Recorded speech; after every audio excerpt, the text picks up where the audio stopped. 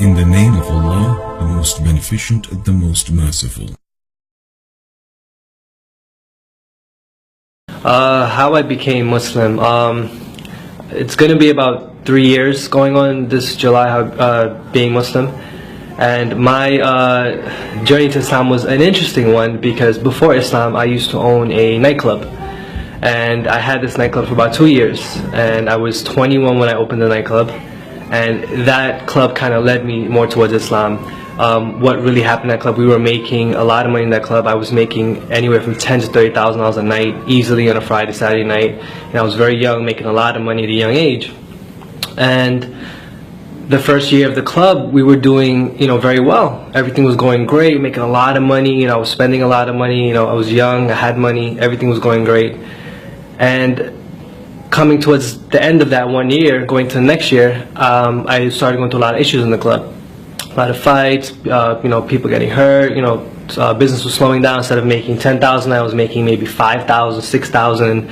For a nightclub that holds 500 people, that's not a lot of money, So I was a little worried, and I come from a Hindu family. My father was a Hindu priest, his father was a Hindu priest, I was supposed to be a Hindu priest, and I was a following Hindu. I actually, used to pray to the idols, pray to the statues every day, every morning. I woke up religiously and pray to these idols, ask for everything to be okay. Hinduism has a lot of different idols, different gods. And when I was going through these problems, the first thing that I wanted to do was go and find out from my family, what should I do?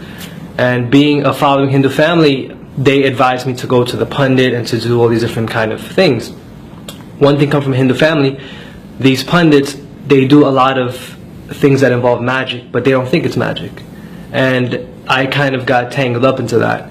And when we was going through the issues in the nightclub, he advised me to do certain things. I was getting issues with the police officers. He advised me to do things dealing with mind control for these officers. He advised me to do things to bring people in the door. He told me there was like different kinds of the unseen world, the jinns messing with me from competition clubs that were doing this kind of magic to me and doing these things to bring me down to try to get this location from me. And business was basically falling. And then when I started doing this magic and all these different things that they were doing, and at the time I didn't know what it was. I thought this was just part of the religion. Business got better. It got better, everything started improving, everything started going great. I used to get about 30 summonses a week, and with this magic they'd all get dismissed, with no problems. Everything was just going great. I did this for a while, and all of a sudden it just stopped working. This was coming close to the end of the 2 years. And it just stopped working, and I didn't know why, and I got upset. It came to the point where it was either I close the nightclub and lose over $800,000, or just fight and go to court and do all these different things, which I did. One weekend I spent over $30,000 in lawyers just, trying to fight, keep this place open.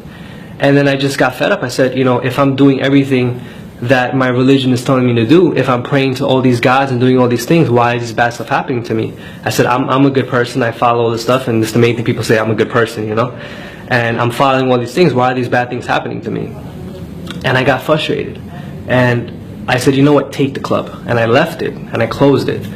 And it just so happened a week before these stuff was happening, a friend who was very close with me was with me from the day the club opened. He disappeared for a while. And he was actually learning about Islam.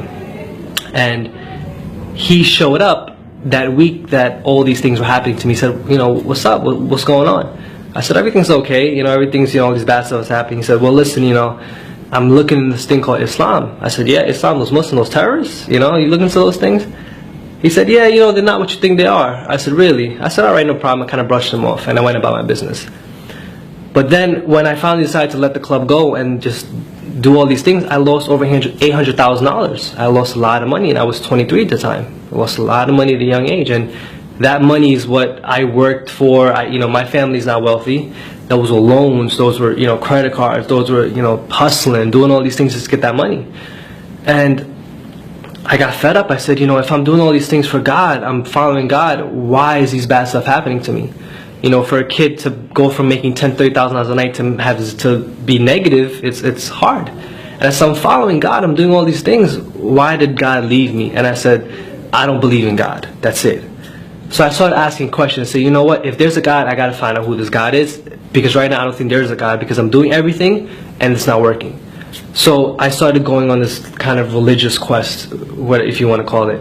and I started asking a lot of questions. You know, my father had a lot of like Bhagavad Gitas and all these different kinds of books in the house. I started researching them. I looked at Zakir Naik, all these different these da'is and stuff, and I noticed that in Hinduism, even though Hinduism has over 10, 20, 30, whatever gods that they have a god for everything.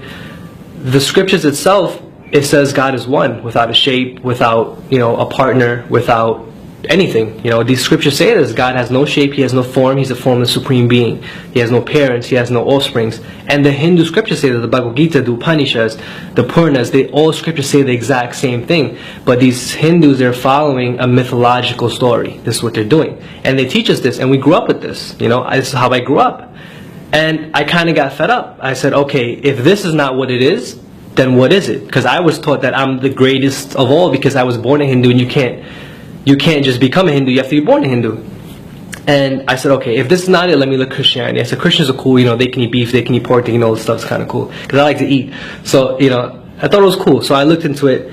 But when I started reading the Bible is kind of confusing at first. There's over 500 versions. I don't know which one to read, so I just picked up another one, 500 versions of the Bible. Which one do you choose? Who's right? There's nothing's really right with that. And I started reading one version of it. I think it was just the New Testimony, whatever it was, whichever version of that one there is. But when I started reading it, it was very confusing to me, and there was a lot of contradictions, because in the Bible it says, Jesus spoke to the Father, but then He is God Himself, and then He was talking to all these different three people, and if He was God, then who was He talking to? He said, I am the Father, the Son. It was different, and it was a lot of contradictions, and so I kind of got fed up.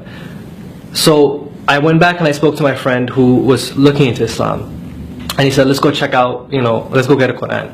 So I went, I took a drive down to Brooklyn, and I picked up English translation of the Quran. And if you ever look at the Quran the first time, it's kind of confusing, English translation, because you don't know what's Baqarah, what's Fatiha, what's all these, so you don't know what this is. Like, why am I reading WABARAKAATUH? What is all this stuff? So I just kind of opened it to some random page.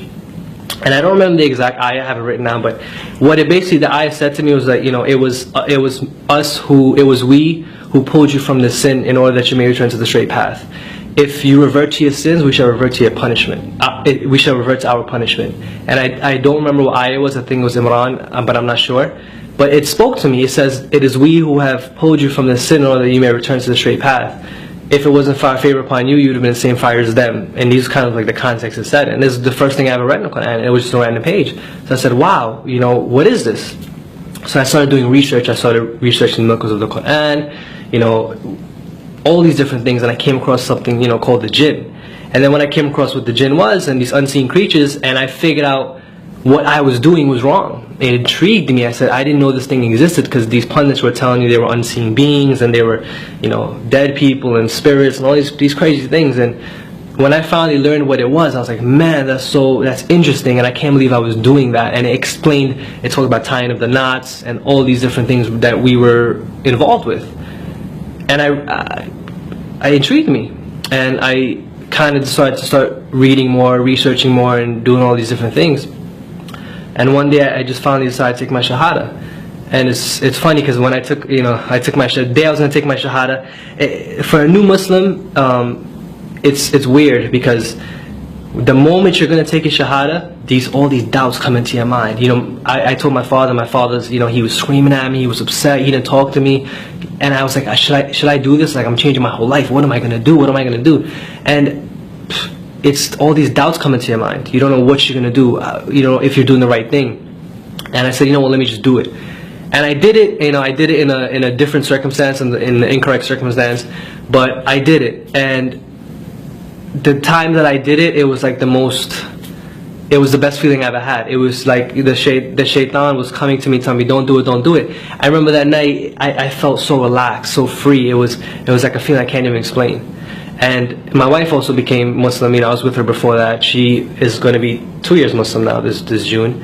And it's funny, from that club, I became Muslim. My wife, she used to work for me at the club, she became Muslim. We had one of the dancers from the club became Muslim, and my friend became Muslim. So all from that bad thing, that pinnacle of sin, cheating people, liquor, drugs, intoxicants, whatever it may be, 4 people became Muslim. And that's my story in a nutshell. You know, there's more details to it, but in a nutshell, that's basically how it happened.